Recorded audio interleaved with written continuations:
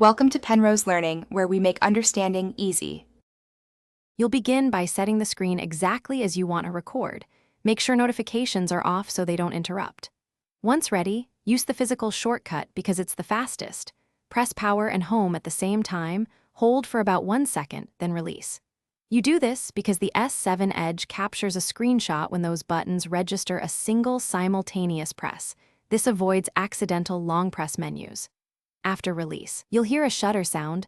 Once done, a small preview appears in the lower corner. Tap it to edit. This gives you instant controls for crop, draw, or add text, which is why you should act quickly. Make edits or annotate to highlight details, then tap Save or Share. Saving writes the file to your screenshots album.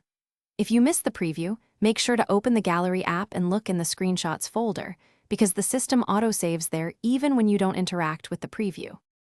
To finish, confirm the capture is saved by visiting Gallery and opening the Screenshots album. This ensures your work is secure before sharing.